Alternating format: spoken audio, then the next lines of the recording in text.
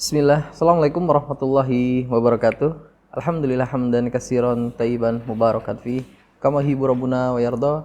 Asyhadu an la ilaha illallah wahdahu la syarikalah wa asyhadu anna Muhammadan abduhu wa rasuluhu ya nabiyya wa rasul abada. Para pemirsa Al Furqan TV dan suara pendengar radio Al Furqan yang semoga dirahmati oleh Allah Subhanahu wa taala.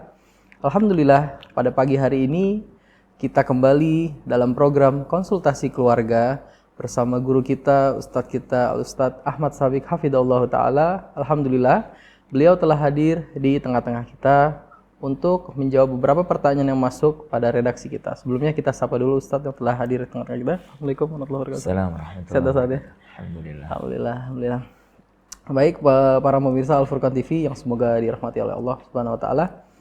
Pada pagi hari ini, kami mohon maaf sebelumnya bahwasanya beberapa pekan kita tunda untuk program ini karena suatu hal. Maka hari ini kita mulai kembali program kita, yang mana insya Allah untuk menjawab beberapa pertanyaan yang telah masuk yang cukup banyak, kita langsung mulai pada sesi pertanyaan.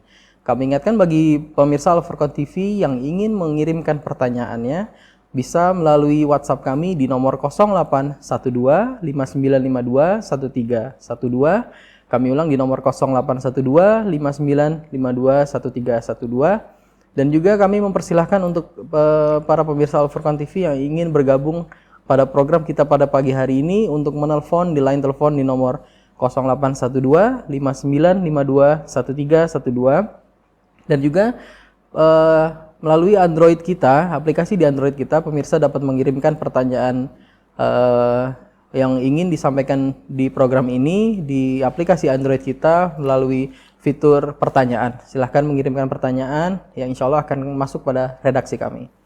Baik, pemirsa Al Furqan TV dimanapun Anda berada, kita mulai pada pertanyaan yang pertama yang telah masuk pada redaksi kami. Ustadz, pertanyaan pertama Ustadz ya, insya Allah. Ya, Ustadz, dari Muhammad di Banjarmasin, mana yang lebih utama bagi seorang istri antara berkhidmat pada orang tua dengan tinggal bersama orang tuanya, dengan membawa anak, dengan alasan merawat orang tua yang sering sakit, tapi meninggalkan suami yang tinggal di kota lain karena bekerja, atau beda kota yang jauh jaraknya dan kemungkinan ketemu sebulan sekali, atau memilih tinggal dengan suami dan membiarkan orang tua dirawat keluarga lain yang dekat rumahnya dengan orang tua si istri. Catatan, suami tidak ridho. Apakah suami juga berdosa karena ketidakridhoannya tersebut, Ustaz? Bismillahirrahmanirrahim. Alhamdulillah, salatu wassalamu ala Rasulillah wa ala alihi wa sahbihi wa man ittaba'a hudah, amma ba'd.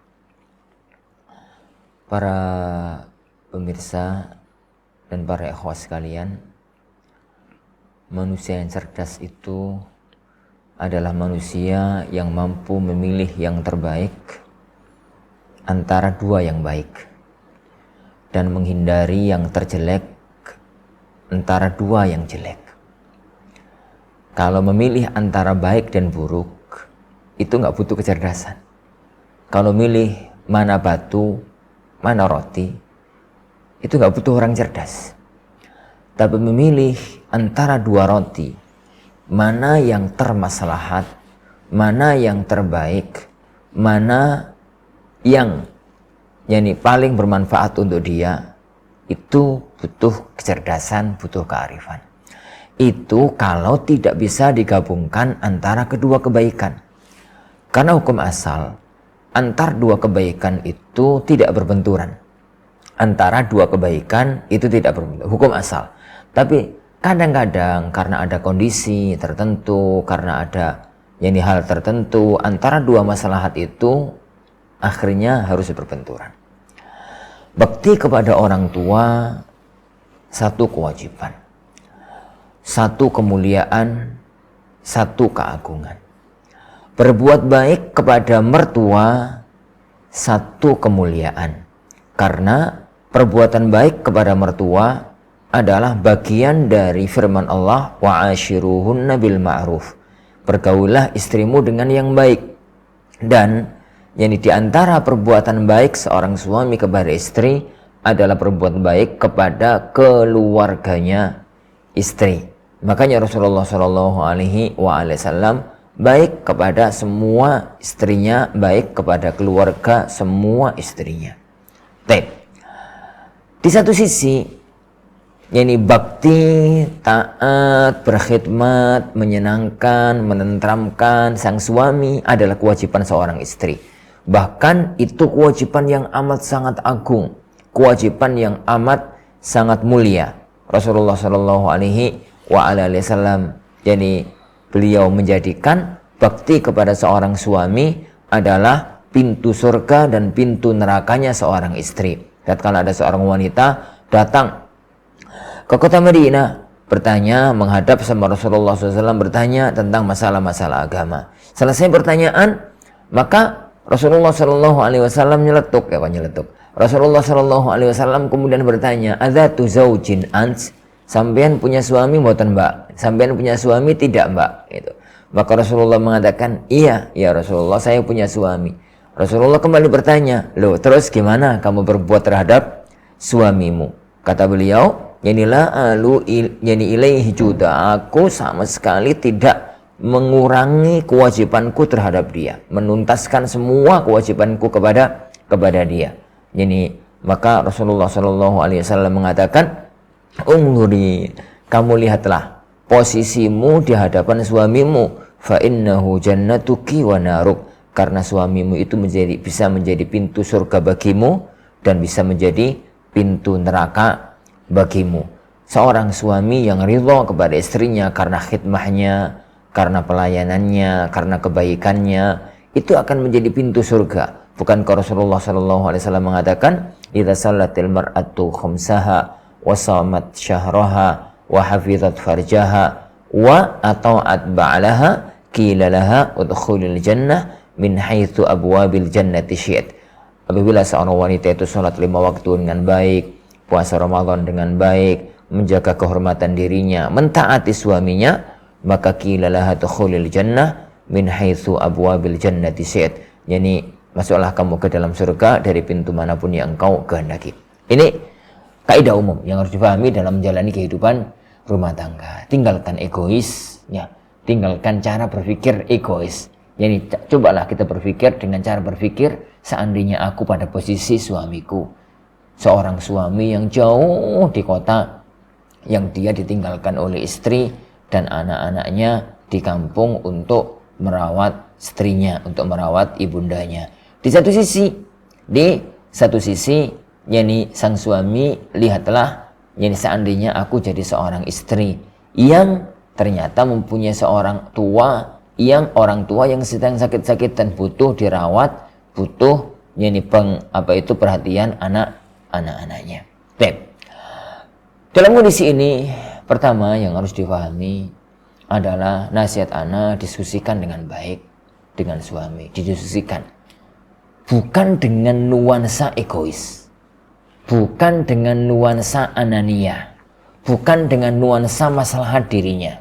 Nuansanya adalah nuansa yakni bagaimana caranya agar sang istri tetap bisa berkhidmat kepada suami, dan bagaimana caranya agar sang istri bisa bakti kepada ibundanya. Didiskusikan cara yang terbaik itu yakni bagaimana. Cara yang terbaik itu bagaimana. Dan itu sangat mungkin sebenarnya dilakukan. Pertama, kalau pekerjaan suami itu tidak harus di kota, misalkan, bisa yakni sambil nunggu sang istri, sambil nunggu sang orang tua sakit, pekerjaan itu dibawa ke kampung untuk sementara waktu. Misalkan kalau zaman-zaman sekarang ini kan bahasanya itu bahasa kerja di rumah, kerja via apa, dan itu sangat memungkinkan. Anggap gak memungkinkan, yang dilakukan kebalik. Bagaimana caranya agar orang tua yang diboyong ke kota, orang tua yang sakit-sakitan, orang tua yang butuh itu yang diboyong ke kota. Diboyong ke kota, ditempatkan di rumahnya istrinya ditempatkan di rumah putra putrinya itu untuk mendapatkan perawatan tanpa meninggalkan kewajiban sang istri kepada suaminya, karena suaminya benar-benar tidak bisa meninggalkan karena dia terikat dengan kerja, terikat dengan perusahaan, terikat dengan instansi, terikat dengan yang lainnya. Dan ini diusahakan agar orang tua difahamkan, nggak mungkin meninggalkan kota, sedangkan ini dan macam-macamnya, untuk kemudian sang ibu yang diboyong. Dan itu banyak kok. Jadi orang-orang tua yang semacam itu, masa tuanya diboyong ke rumah anaknya karena anaknya nggak mungkin balik ke kampung halamannya dan macam-macam, itu sangat banyak. Diusahakan untuk bisa melakukan itu. Jadi salah satu dari keduanya. Kalau mentok dalam arti begini, perusahaan terikat dengan instansi, terikat dengan mentok itu jadi kondisinya semacam ini. Mentok itu kondisinya adalah tatkala sang suami benar-benar tidak bisa untuk pindah, tidak bisa untuk balik. Kadang-kadang orang tua itu sulit untuk diajak berpikir. Karep itu rumahku tuh di sini, aku nggak kepengin pindah kemana-mana. Dan banyak orang tua yang gaya berpikir itu semacam itu. Oke lah sekarang kalau orang tua itu gaya berpikirnya semacam itu, maka didiskusikan lebih luas dengan keluarga besar.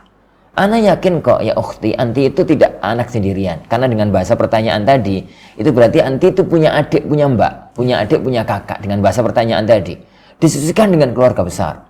Didiskusikan dengan keluarga besar. Yang anti katakan tadi, ada keluarga yang dekat. Ada keluarga yang dekat. Karena sekarang anti pada dua posisi. Posisi yang pertama, wajib untuk bakti sama suami, dan suami nggak bisa meninggalkan pekerjaan dia.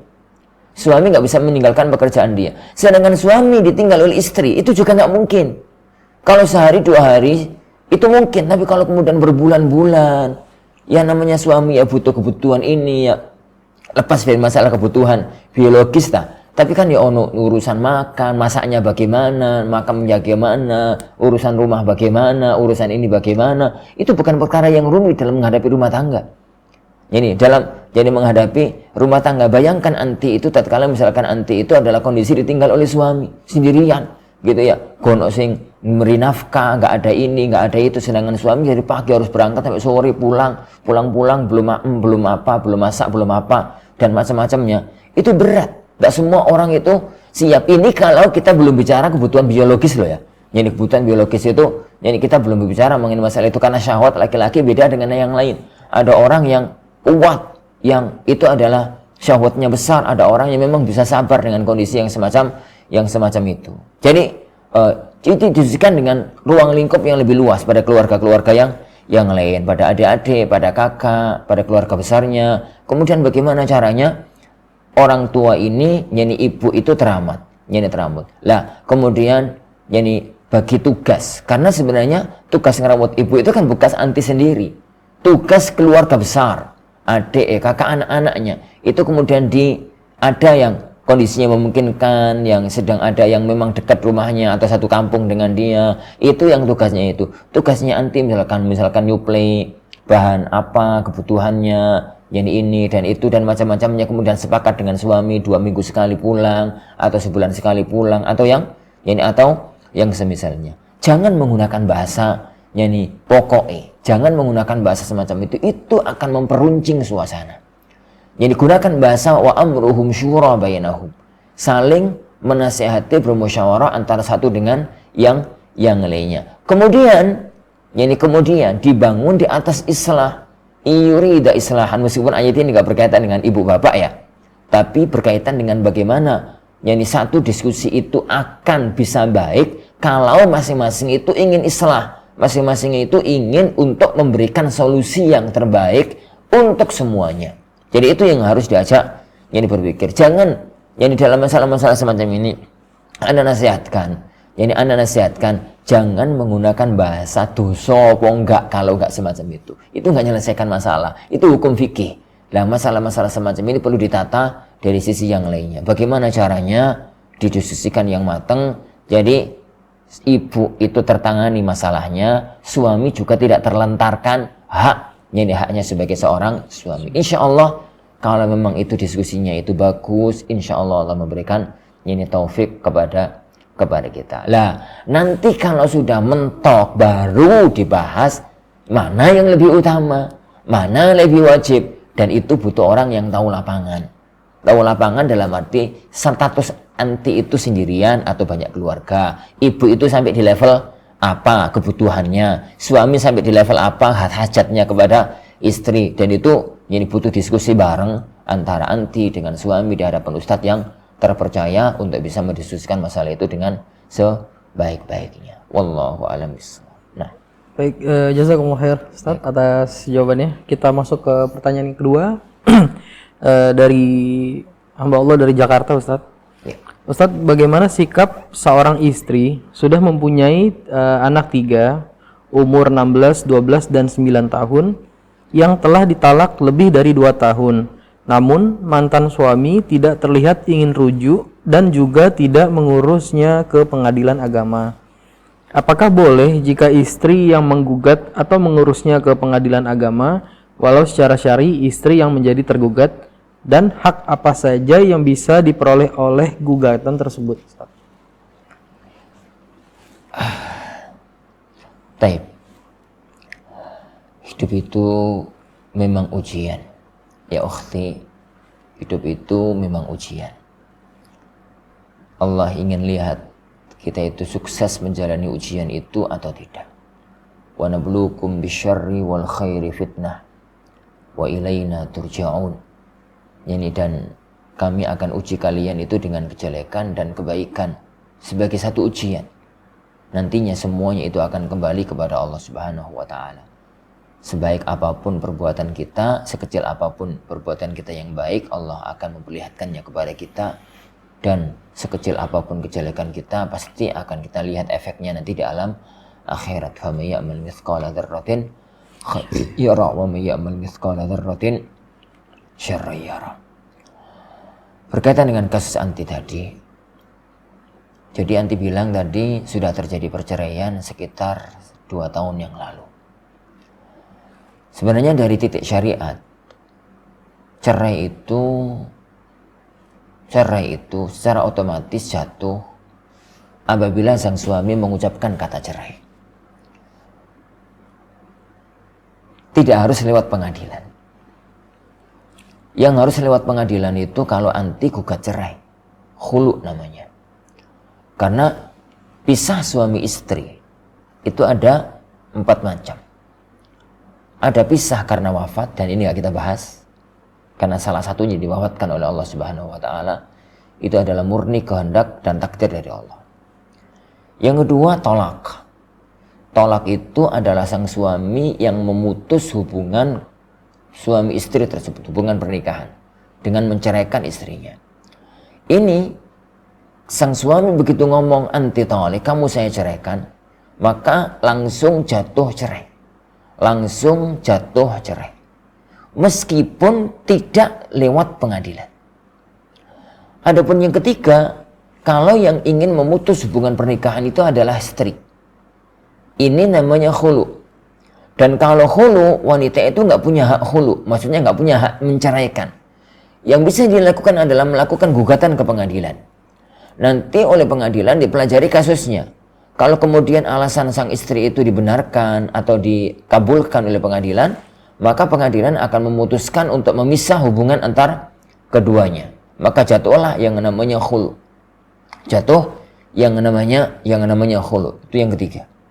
Yang keempat, fasakh. Fasakh itu kalau ternyata dalam pernikahan mereka itu ada hal-hal yang melanggar syar'i sehingga menjadikan harus tidak sesuai dengan syariat sehingga harus dibatalkan. Kalau memang ternyata istrinya adalah adik sepersusuannya, atau kalau memang ternyata dulu nikahnya pada waktu masa iddah atau yang semisalnya.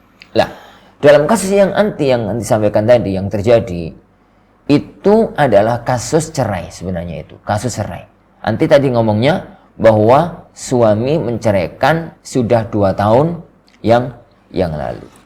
Tapi masalahnya di negara kita itu, di negara kita cerai itu tidak dianggap cerai oleh KUA kalau tidak ada surat dari pengadilan agama. bahwasanya sudah ada surat namanya surat cerai, dan surat cerai itu harus ada laporan yakni dari pihak keluarga, dari pihak suami, bahwasanya dia itu yakni adalah sudah menceraikan istrinya. Tapi sebenarnya secara syariat kasus ini sudah terjadi.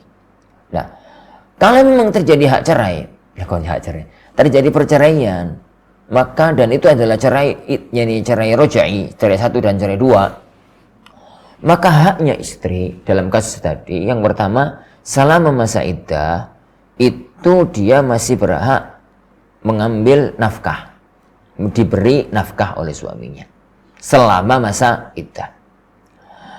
Adapun yang kedua, setelah masa iddah, maka sang suami sudah tidak ada lagi satupun kewajiban sama istrinya. Yang ada adalah kewajiban kepada putra-putrinya. Karena dengan terjadi perceraian, maka yang putus itu adalah dengan istrinya. Adapun dengan anaknya, tidak ada kata cerai dengan anaknya. Tidak ada itu mantan anak. Mantan istri ada. Itu dulu mantan aku, dulu anakku, sekarang enggak. Itu enggak ada.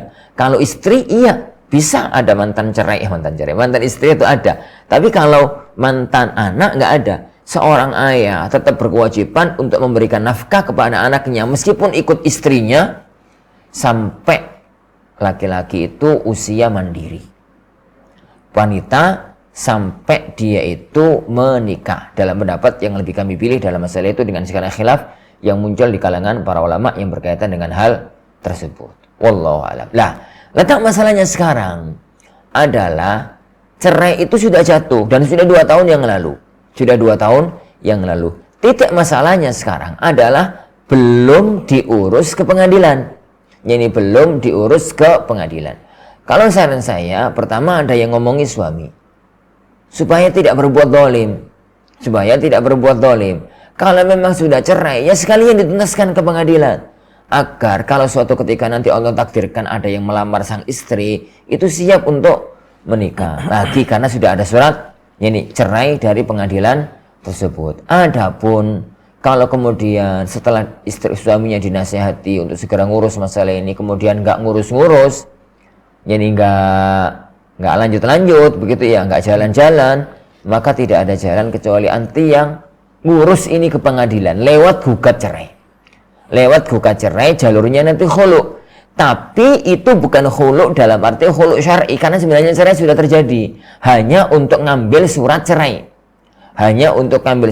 Agar tuntas di pengadilan bahwasanya anti punya bukti kalau sudah terjadi perceraian tersebut. Tapi apapun yang terjadi, anti tidak punya hak apapun dalam masalah ini kecuali hak anak. Anak itu tetap punya hak dari bapaknya. Bapak itu tetap punya kewajiban memberi nafkah kepada anaknya meskipun anaknya ada di tangan anti. Sampai kalau laki-laki usia mandiri, kalau wanita itu adalah sampai anak tersebut menikah. Wallahu a'lam bishawab. Nah, insyaallah. Jazakallah khair Ustaz atas jawabannya. Baik pemirsa Al-Furqan TV dimanapun Anda berada dan suara pendengar Al-Furqan 102,3 FM, kami mempersilahkan jika antum untuk bergabung di program kami melalui interaktif telepon di nomor 0812 5952 1312. Kami ulangi di nomor 0812 5952 1312 untuk dapat menelpon langsung di program kami. Insyaallah akan langsung dijawab oleh Ustaz Sunnah Ahmad Sabik, insyaallah. Baik, sambil menunggu telepon yang masuk, kita akan membacakan kembali pertanyaan selanjutnya. Dari hamba Allah dari Gresik, Ustaz. Assalamualaikum warahmatullahi wabarakatuh, Ustaz. Assalamualaikum warahmatullahi wabarakatuh. Ustaz, Ana dan keluarga baru saja tertimpa sebuah musibah, Ustaz.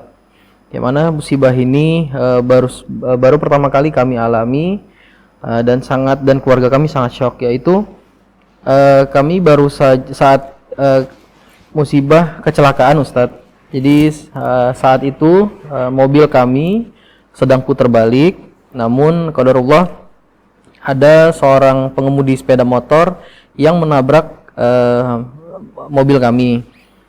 Kami tidak mempermasalahkan, namun ternyata korban yang menabrak mobil kami tersebut meninggal dunia, Ustadz. dan korban tersebut ternyata seorang tulang punggung keluarga, yang mana dari keluarga yang kurang mampu meninggalkan 2 anak, 1 istri, Ustadz. Pertanyaan kami, Ustadz, apakah hal tersebut menjadi tanggung jawab kami secara moral maupun secara yang harus kita santuni, Ustadz, dan juga bagaimana mengobati perasaan kami dan keluarga yang sangat syok terhadap peristiwa ini, Ustadz. Syukran, Ustadz. Baik. Hidup itu memang penuh dengan lika-liku, nggak ada yang mulus, karena dunia ini adalah memang tempat ujian, dan ujian itu macam-macam datangnya, tanpa disangka-sangka, tanpa diundang,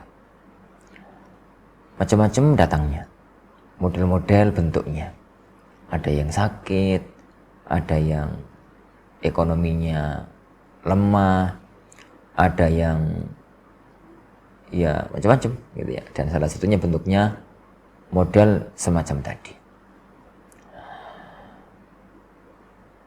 Mudah-mudahan saya tidak salah tangkap kasusnya tadi. Posisi Anti sama suami itu sedang putar balik. Yeah. Tatkala sedang putar balik, ada sepeda motor yang nabrak. Qadarullah, yakni yang nabrak tersebut diambil oleh Allah Subhanahu wa taala. Lalu Anti punya beban perasaan bagaimana dengan keluarga yang ditinggalkan, istri dan 2 anaknya. Apakah ada kewajiban fikih dan kewajiban moral? Pertama, kita tinjau dulu dari sisi fikihnya. Kalau dari tinjauan fikih, itu sangat tergantung kepada siapa yang salah dalam kasus ini. Kalau yang salah adalah Anti, dalam artian putar baliknya itu salah secara aturan lalu lintas gitu ya, sampai mengakibatkan ada orang yang nabrak, tapi sebenarnya yang salah adalah Anti atau suami yang nyetir pada waktu itu, maka berarti ada konsekuensi hukum fikih. Konsekuensi hukum fikihnya itu, kalau dalam fikih pembunuhan itu namanya qatlul khata', membunuh secara nggak sengaja, nggak ada niatan membunuh tapi memang terbunuh, gitu. Terbunuh, wafat gitu. Maka kewajibannya adalah bayar diyah sama bayar kafarah.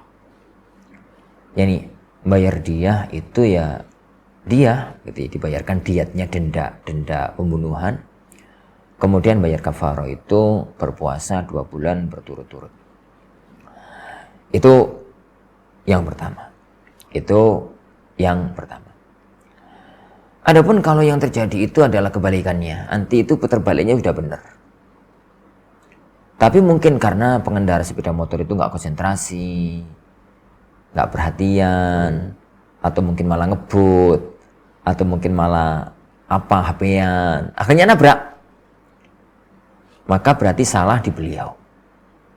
Kalau salah di beliau, berarti tidak ada kewajiban apapun pada Anti. Karena orang yang benar kemudian mengakibatkan, jadi dengan dia berbuat benar itu mengakibatkan orang lain wafat, maka nggak ada masalah. Kalau ada orang, misalkan ya parkir mobil di tempat yang benar, sudah benar parkirnya. Lah kok ada orang sepeda motoran, HP-an atau nggak konsentrasi atau apa, nabrak terus wafat, ya urusannya yang nabrak gitu. Tapi kalau kemudian ada orang parkir di tempat yang nggak benar, mestinya itu nggak tempat parkir, tapi diparkiri, yang menyebabkan ada orang nggak perhatian, karena biasanya kalau lewat situ tuh gondok parkiran, memang bukan tempat parkir, nabrak guling wafat, maka yang punya mobil itu yang salah. Jadi secara fikih arahnya di sana, secara tinjauan fikih ya, dan itu yang bisa menentukan kan saksi mata. Karena ini masih cerita dari Anti, saksi mata Bisa jadi yang bisa menentukan malah kepolisian untuk masalah itu. Adapun setelahnya tidak ada kewajiban apapun dari sisi kajian fikih. Dari sisi kajian fikih. Ini karena kalau yang salah itu beliau, ya sudah selesai masalah. Dari sisi fikih ya lah ya. Yang kedua, kalau yang salah anti, maka anti punya kewajiban bayar dia.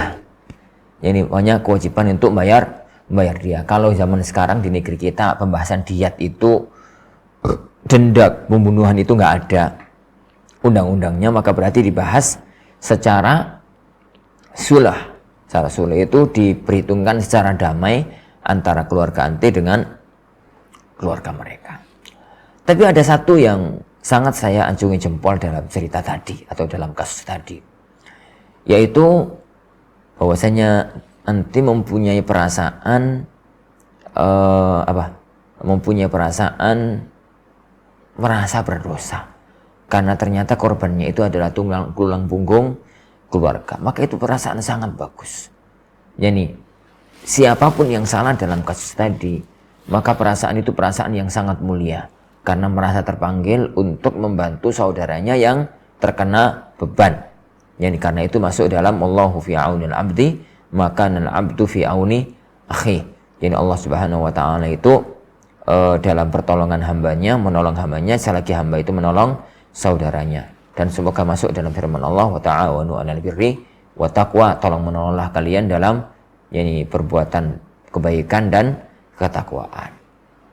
Maka yang ana nasihatkan, jadi karena bagaimanapun juga yang menimpa keluarga tersebut adalah disebabkan oleh yani kasus ini, maka sebaiknya yani anti mempunyai tekad untuk membantu.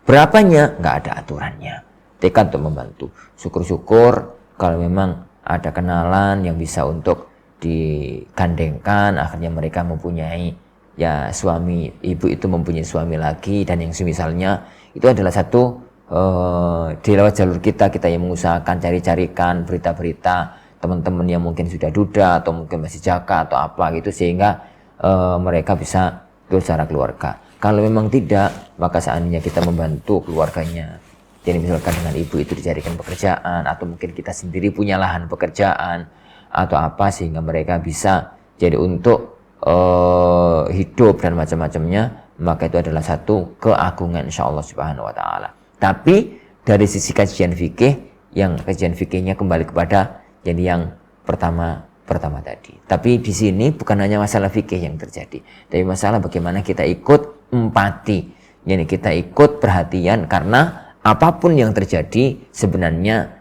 salah satunya adalah karena andil kita dalam peristiwa tersebut. Wallahu a'lam bishawab. Nah, baik, jazakallahu khair Ustaz atas jawabannya. Kita lanjut di pertanyaan berikutnya Ustaz. Dari Abu Muhammad di Surabaya nih Ustaz. Assalamualaikum Ustaz. Semoga antum dan keluarga dalam lindungan Allah, berkah ilmu antum untuk umat. Amin. amin. Afwan, ana hendak bertanya terkait transaksi riba atau tidak sebagai berikut. Ana Abu Muhammad bekerja di perusahaan. Ana mendapat fasilitas kendaraan. Pada awal ana bebas menentukan pilihan merek kendaraan apa yang ana pilih sesuai jabatan di kantor. Kemudian kantor melakukan perjanjian sewa dengan hak opsi dengan perusahaan leasing. Kendaraan tersebut masih atas nama perusahaan leasing. Selama ana gunakan, ana tidak membayar apapun karena fasilitas kantor. Kantor yang membayar ke perusahaan leasing tersebut. Setelah 4 tahun, kendaraan ini bisa menjadi milik ana bila ana membayar nilai sisa kendaraan tersebut. Yang mau ana tanyakan adalah, dalam periode sewa 4 tahun tersebut antara kantor ana dan perusahaan leasing, apakah ada kesalahan ana apabila ini ada unsur ribanya? Sedangkan kami karyawan hanya pakai kendaraan tersebut saja sebagai fasilitas kantor dan karyawan tidak menentukan kebijakan soal leasing ini. Yang kedua, pada akhir sewa yaitu setelah 4 tahun, apakah haram bila ana membeli kendaraan tersebut karena harganya sangat murah dibandingkan dengan harga pasar? Demikian Ustaz, jazakumullah khair. Kalau ini masalah fikih muamalah. Ala kullin, insyaallah, alhamdulillah, syukur kepada Allah. Antum berada pada posisi perusahaan, jabatan perusahaan yang sampai mendapatkan fasilitas roda 4 gitu ya.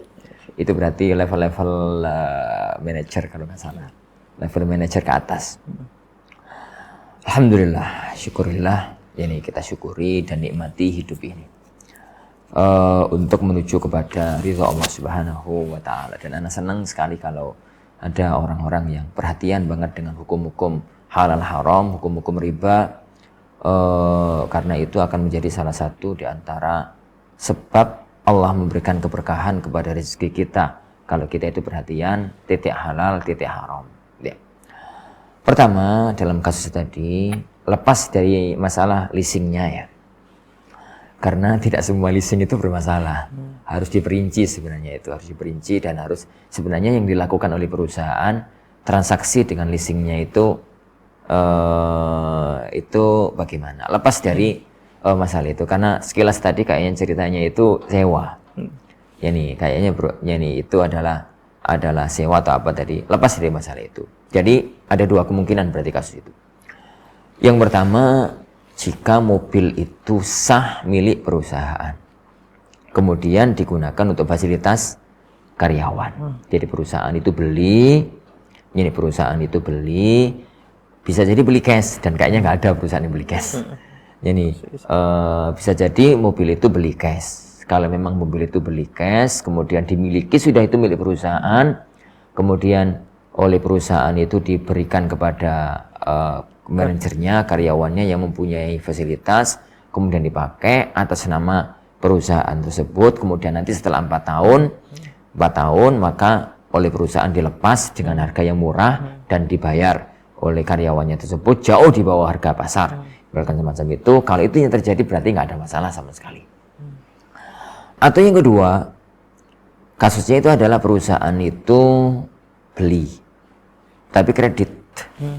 Beli tapi kredit. Jadi dia itu beli tapi kan ya karena yakinnya kan perusahaan itu nggak akan beli satu mobil, dia itu akan beli banyak mobil, karena biasanya waktu pergantian mobil itu bareng antara karyawan-karyawan yang lain yang selevel gitu. Belinya itu kredit.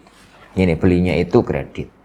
Ya, kredit itu kan ada dua kemungkinan. Ada kemungkinan kreditnya boleh yang tidak terkait dengan riba, ada kemungkinan kreditnya itu adalah riba. Kreditnya itu riba. Kalau kreditnya itu tidak ada riba, maka kembali pada hukum yang pertama tadi. Kalau kreditnya itu adalah ada unsur riba, kalau kreditnya itu adalah ada unsur riba, maka dari sisi manajerial perusahaan, yang transaksi itu yang bermasalah. Yang melakukan transaksi ribawi itu yang bermasalah. Adapun zat mobilnya nggak ada masalah. Yani karena zat mobilnya itu adalah beli. Yang bermasalah itu adalah transaksinya itu. Transaksi yang mengandung unsur ribanya itu yang kemudian jadi ada masalah di situ. Dan kalau memang ini yang terjadi, antum itu nggak punya urusan dengan mobil itu, apa transaksi yang dilakukan oleh perusahaan. Jadi yang ada adalah antum mendapatkan fasilitas yang hak pakai oleh perusahaan. Ini sudah akad lain. Dan perbedaan akad itu merubah hukum. Kata para ulama kita, yang tabaddulu al-aqd itu kata baddulil a'yan. Jadi perubahan akad kayak perubahan barang. Jadi kayak perubahan barang. Beda akad itu merubah barang. Tatkala Rasulullah SAW suatu hari itu dikasih daging oleh sebagian sahabat. Tapi sedekah, ya Rasulullah, ini sedekah kangge jenengan. Gitu. Ini sedekah jadi untuk jenengan. Kemudian sama Rasulullah SAW, karena beliau kan nggak boleh makan harta sedekah, oleh Rasulullah SAW diberikan sama Barirah. Barirah itu maulanya Aisyah. Diberikan kepada Barirah maulanya ibunda Aisyah radhiyallahu anha. Sama Barirah diterima. Jadi diterima terus dimasak sama Barirah. Setelah dimasak mateng, jadi sebagiannya dikembalikan lagi. Jadi kepada Rasulullah SAW atas nama hadiah, ya Rasulullah, ini hadiah dari saya. Akhirnya dimakan oleh beliau SAW. Aisyah bingung. Aisyah mengatakan, loh ya Rasulullah, ini daging ini, itu kan daging tadi yang kita kasihkan sama Barirah. Gitu. Maka Rasulullah SAW, ya nggak apa-apa, daging ini sudah sampai pada tempatnya. Ini sudah sampai pada tempatnya. Tadi itu sedekah kita kasihkan sama Barirah, Bariro ngasihkannya kembali kepada kita dalam wujud hadiah, berarti boleh. Itu namanya perbedaan akad. Jadi akadnya beri perusahaan ke pihak leasing itu akad tersendiri, lepas dari antum. Akad perusahaan dengan antum itu adalah akad tersendiri, lepas dari yang pertama, lepas dari yang pertama. Makanya kalaupun itu adalah yang terjadi adalah beli dengan wujud transaksinya itu adalah kredit dan kreditnya ada ribanya, maka nggak ada masalah. Begitu juga dengan kalau yang terjadi adalah konsekuensi yang terakhir tadi. Konsekuensi yang terakhir tadi, apabila yang terjadi itu adalah sewa. Sebenarnya mobil itu adalah milik perusahaan leasing. Ya, oleh perusahaan antum berada itu disewa sampai 4 tahun. Sampai 4 tahun. Kemudian di akhir masa tahun keempat, yakni oleh perusahaan, silahkan untuk ditebus. Sisa itu ke perusahaan, yakni leasing tadi. Maka Anda katakan silahkan aja ditebus. Silakan aja yang ditebus karena pertama, penggunaan antum selama 4 tahun tersebut itu adalah penggunaan atas nama fasilitas karyawan. Tidak ada kaitannya dengan mobil itu datangnya dari mana. Itu yang pertama. Yang kedua, setelah 4 tahun, maka mobil itu dijual. Entah yang jual itu perusahaan, entah yang jual itu leasing. Jadi entah yang jual itu leasing, maka segera aja tebus sisanya, maka insya Allah subhanahu wa ta'ala mobil itu boleh dan sah insya Allah menjadi milik antum biidznillah subhanahu wa ta'ala. Karena itu dua kondisi dan dua transaksi yang berbeda dan antum sama sekali tidak ada kaitannya dengan akad yang dilakukan oleh perusahaan ini tersebut. Wallahu a'lam bissawab. Nah, insyaallah. Jazakallah khair Ustaz atas jawabannya. Baik, pemirsa Al-Furqan TV dan suara Radio Al-Furqan dimanapun Anda berada, kita membacakan kembali di pertanyaan selanjutnya. Sebelumnya kami mengingatkan lagi bagi pemirsa yang ingin bergabung langsung, bertanya langsung pada program ini di line telepon di nomor 0812 5952 1312. Kami ulangi di nomor 0812 5952 1312. Baik, kita masuk ke pertanyaan selanjutnya. Assalamualaikum Ustadz. Izin bertanya, apa tanda-tanda yang bisa diketahui secara zahir jika seorang itu kemasukan jin atau terkena sihir?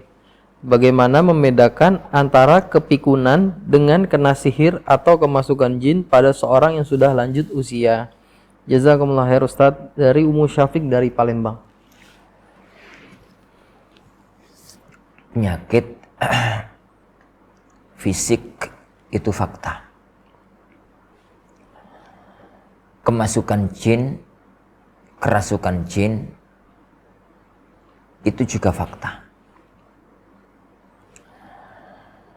Allah Subhanahu wa taala menggambarkannya yakni dalam Al-Qur'an gambaran orang yang yakni makan harta riba itu kayak orang yang kesurupan jin. Jadi masyahu syaitanu minal mas. Ini kesurupan jin. Dan dalam hadis-hadis Rasulullah SAW beberapa mengisyaratkan akan hal ini. Dan dalam keterangan para ulama sangat masyhur. Faktanya ada orang itu yang kesurupan jin. Ada orang itu yang kesurupan jin. Nah, kedua-duanya itu adalah penyakit. Kedua-duanya itu adalah penyakit. Ada penyakit fisik yang memang murni sebabnya adalah fisik dan kadang-kadang psikologis. Ada penyakit itu yang karena faktor kesurupan jin. Anda tidak tahu persis pembeda yang sangat esensial antar keduanya. Apa yang membedakan antara keduanya dengan esensial sekali, dengan perbedaan yang jelas. Kalau begini berarti kesurupan jin, kalau begitu berarti tidak kesurupan jin. Meskipun kalau di lapangan itu kadang-kadang sangat mampu dibedakan. Kalau ada orang-orang misalkan ya tiba-tiba omongannya ngeluantur, asalnya nggak bisa bahasa Sunda, tiba-tiba pintar bahasa Sunda, itu yakin kesurupan jin. Berarti jinnya orang Sunda. Jinnya itu berarti jinnya orang Sunda. Atau kalau melakukan hal-hal yang sebenarnya tidak pernah dilakukan oleh orang tersebut. Bisa jadi karena jinnya yang semacam itu. Tapi nggak semua orang ngelantur itu kesurupan jin. Bisa jadi karena memang orangnya stres. Stres psikologis. Bisa jadi karena panas. Panas sekali sehingga menjadikan pikirannya ngelayang kemana-mana, nggak terkendali omongannya. Dan itu adalah penyakit fisik. Bagaimana cara membedakannya? Bagaimana cara membedakannya? Yang paling baik, wallahu alam, saran ana, dibawa aja ke dokter. Dokter medis biasa. Jika di dokter medis biasa kedeteksi bahwasanya dia itu adalah penyakitnya memang penyakit fisik, kemungkinan kuat hanya karena penyakit fisik. Jadi kalau memang kemudian ada korina yang menunjukkan misalkan bahwasanya dia itu punya masalah besar, kemudian itu sampai meruntuhkan kekuatan jiwanya, mungkin karena memang penyakit psikologis, dibawa ke psikiater. Tapi kalau deteksi ini deteksi itu nggak ada, kok tiba-tiba semacam itu, kok tiba-tiba ya ini semacam itu, maka kemungkinan kuat itu adalah kesurupan jin. Atau dibalik, langsung diruqyah, langsung diruqyah.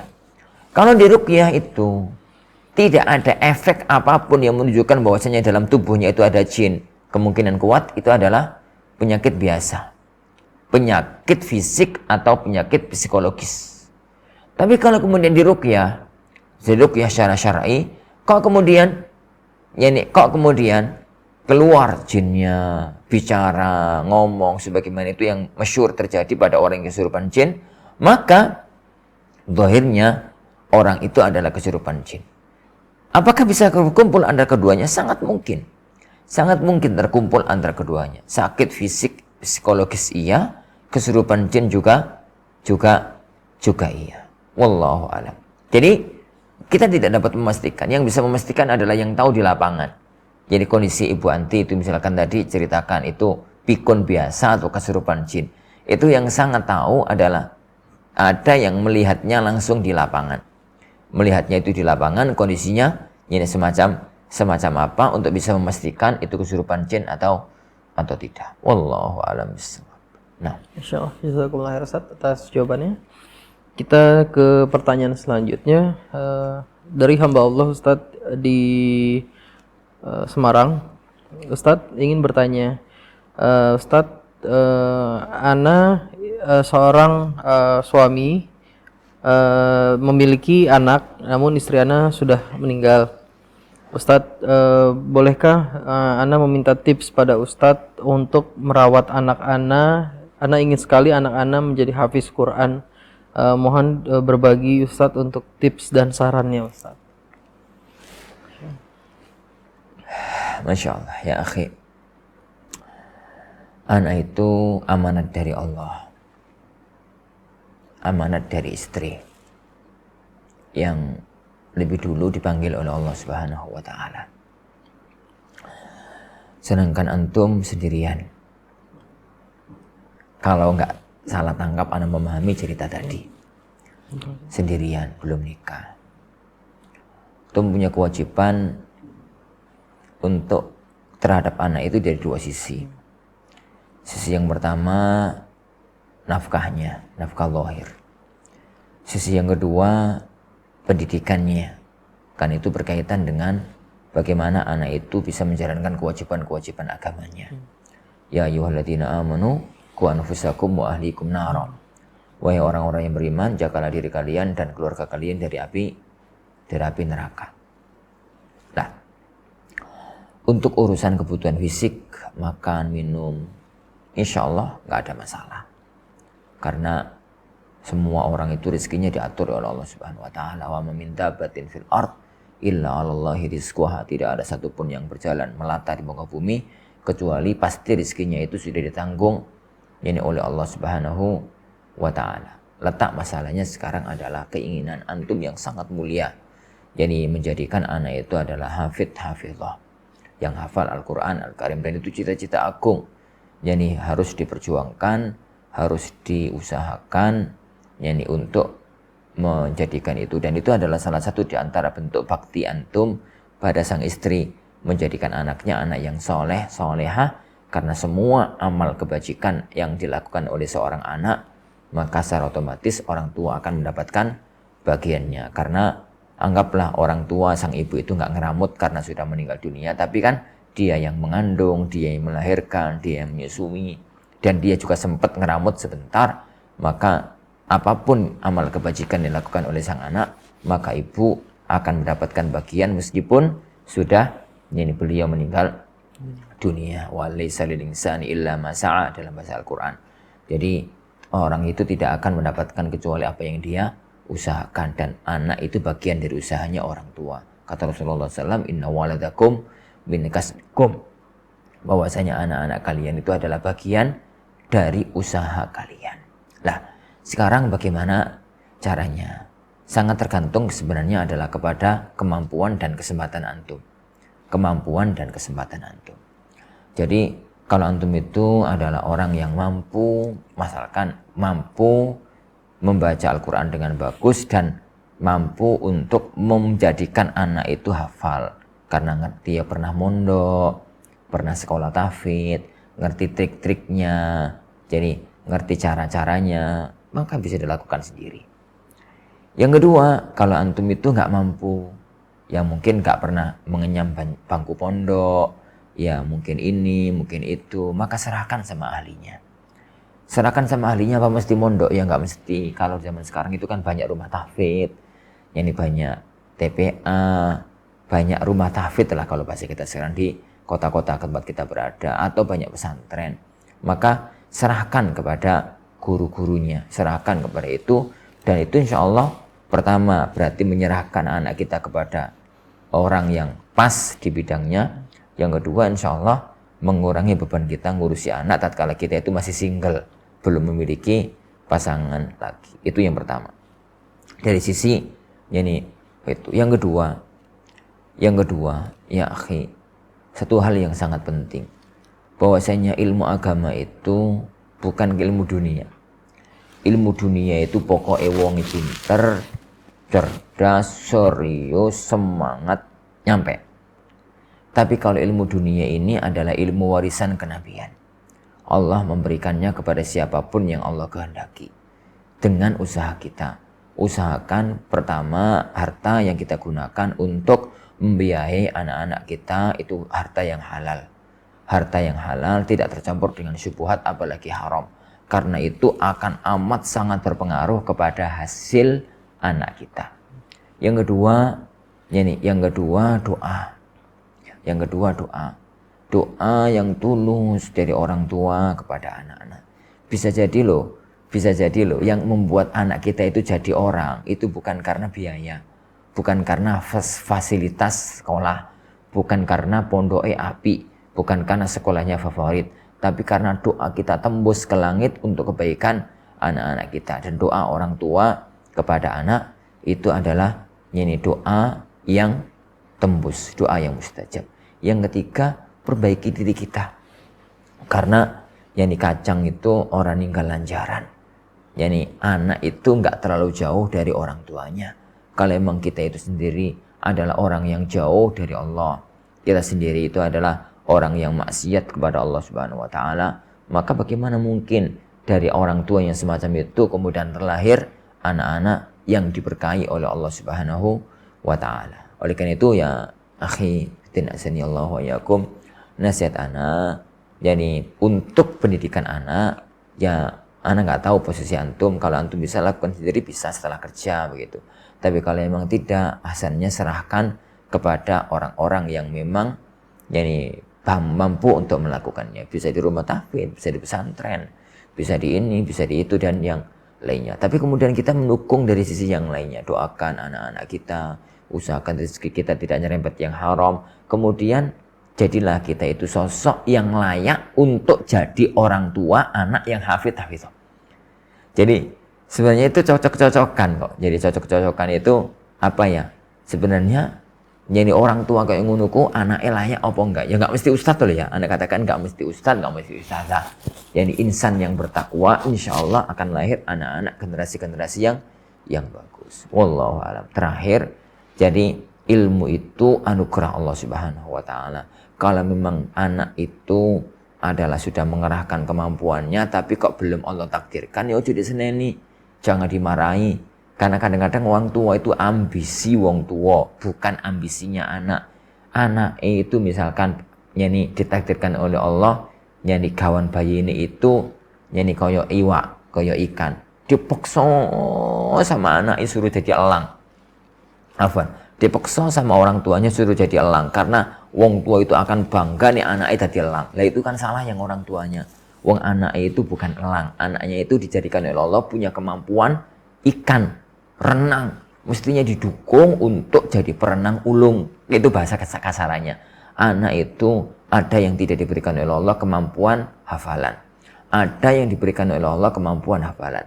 Yang tidak diberikan oleh Allah kemampuan hafalan, pasti diberikan oleh Allah kemampuan di sisi yang lainnya. Entah analisisnya, entah pinternya, entah ini, entah itu. Maka jangan paksakan anak di luar kemampuannya. Cita-cita boleh, tapi jangan sampai membebani anak di luar batas kemampuannya. Wallahu a'lam bishawab. Insyaallah, jazakumullah khair, Ustaz. Kita masuk ke pertanyaan yang telah masuk di aplikasi Android kita, Al-Furqan TV. Ustaz, saya ingin bertanya, saya sudah menikah selama kurang lebih 4 tahun. Saya ingin berbakti kepada orang tua. Akan tetapi istri sulit diajak bergabung dengan keluarga saya. Sehingga selama menikah saya hanya menginap di rumah orang tua saya 1 kali saja. Tapi menginap di rumah mertua berkali-kali. Padahal jarak rumah orang tua dan mertua saya berdekatan tidak sampai 500 meter. Selama ini saya diam dan menerima. Yang saya pelajari, istri saya tidak ada suatu istri saya jika ada suatu kejadian seringkali menarik kesimpulan negatif dan merasa benar. Walaupun dia salah, tetap atau pandai mencari pembenaran. Istri saya juga pernah sambil marah-marah mendoakan hal buruk pada ibu saya dan berteriak muak pada keluarga saya lewat sosial media. Yang saya bingung, mertua saya diam saja mengetahui hal ini, seolah-olah membenarkan apa yang dilakukan oleh istri saya. Padahal mertua saya adalah ustadz atau tokoh masyarakat setempat. Bagaimana solusinya, Ustaz?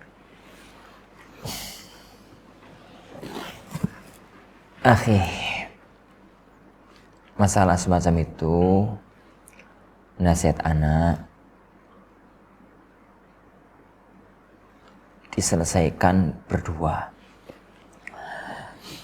dari 2 sisi, karena akan jadi mentah kalau anak ngomong di sini. Dalam arti kalau cerita antum itu benar, apa adanya, gak ada yang dikurangi, maka yang butuh dinasihati itu istri dan keluarga istri yang antum katakan malah ustadz gitu. Ini malah ustadz. Tapi ala kulli hal anak katakan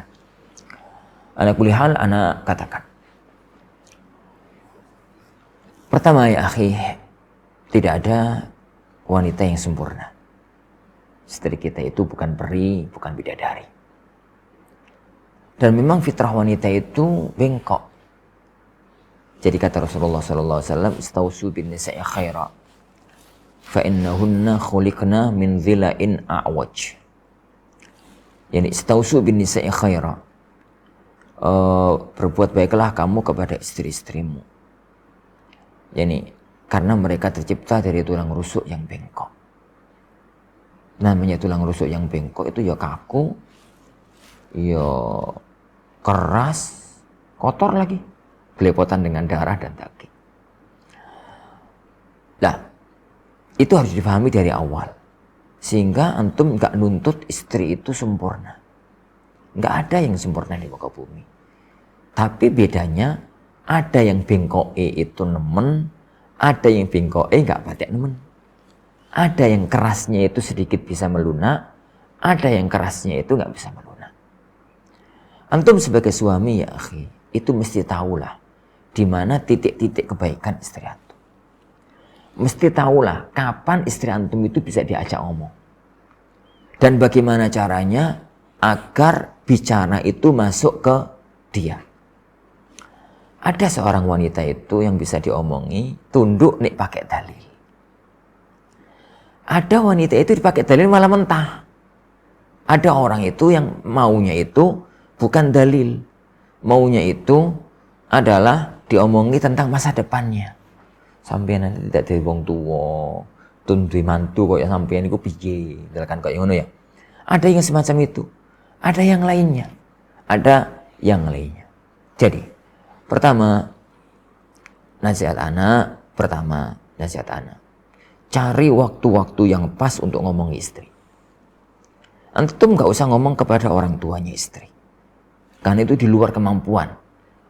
Mantu ngomong di mentua dalam masalah semacam itu yang terjadi tukaran. Yakin itu. Tapi ngomong istri itu hak kan antum suami. Cari waktu yang tepat. Waktu di mana sang istri itu mampu untuk diomong. Jangan gunakan bahasa dalil. Karena dohir berarti dia itu anaknya ustadz. Jadi dalil ngomong sama bapak terus didalili balik, repot lah. Diomongi dengan bahasa sekarang di kita itu masih jadi mantu 10 tahun, 20 tahun yang akan datang kita ikut jadi mentua, jadi mertua. Kita itu jadi anak, jadi orang tua, jadi mertua. Lah nanti nek kita itu punya anak laki-laki, terus mendapatkan istri yang istrinya itu nggak mau sama sekali diajak mampir di rumah kita, itu perasaan kita itu piye gitu loh. Perasaan kita itu bagaimana? Perasaan kita itu bagaimana? Cobalah diomongi dengan cara yang semacam itu. Cari titik nasihat itu bisa masuk. Nasihat itu bisa masuk. Itu usahakan sambil banyak doa kepada Allah Subhanahu wa taala. Yang kedua, di waktu-waktu istri belum mau, antum kewajiban, antum seorang suami ya akhi, punya kewajiban untuk berbuat baik kepada keluarga. Kalau memang keluarga itu butuh untuk misalkan antum itu tinggal di sana, 500 meter itu lo jalan kaki itu lo belum capek. 500 meter itu lo jalan kaki itu lo belum capek. Ya nggak harus nginap di rumah itu sama tuh, tapi main, didekatkan, keluarganya itu didekatkan, ya main sebentar, anak-anaknya dibawa ke sana sebentar, nggak harus nginep. Bisa jadi istri begitu itu karena antum memaksakan untuk nginep. Jadi memang kadang-kadang itu, dan kadang-kadang istri itu nggak mau nginep karena kondisi rumah dari rumah mertuanya dia yang semacam itu. Jadi makanya Anda katakan, jadi dalam kasus semacam ini Anda tidak bisa menghukumi dari satu sisi. Ini masih cerita antum. Kita harus tahu ini posisi dari pihak istri itu sebenarnya alasan dia itu kenapa. Karena sebenarnya wanita yang baik itu mestinya nggak bisa macam itu. Kalau begitu berarti ada alasannya. Lah alasan ini masuk akal apa tidak? Itu yang perlu kemudian difahami. Kalau memang masuk akal, maka berarti ada yang perlu dibenahi dari satu sisi dan sisi yang lainnya. Ala kulin semacam itu nasihat anak sebaiknya diomongi dengan bagus, dinasihati gitu ya. Kemudian yang kedua, kalau bisa, jadi kalau memang mentok gak bisa, harus melibatkan orang ketiga, nggak apa-apa. Datang kepada seorang ustadz, berdua loh ya, jangan bukan satu. Berdua, untuk bisa diskusikan masalah itu dengan baik. Titik masalahnya itu di mana, alasannya itu apa. Wong iku nek sik waras itu mesti duwe alasan. Berbuat apa itu mesti punya alasan. Lah, nanti nih wis alasan itu kok pokoknya aku gak gelem. Pokoknya. Nah, kalau sudah pokoknya semacam itu nggak mau, maka tinggal dipandang titik maslahat mafsadahnya. Lanjut apa tidak rumah tangga tersebut, itu sudah mentok. Karena sebenarnya antum itu punya kewajiban besar seorang laki-laki kepada keluarga. Ini satu hal yang aneh. Kalau kemudian kita itu diramut oleh anak bapak ibu kita dari kecil sampai gede.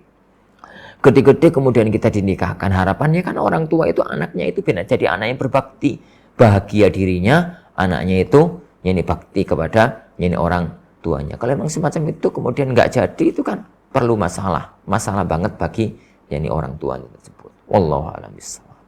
Insyaallah. Jazakallahu khairan Ustaz atas jawabannya.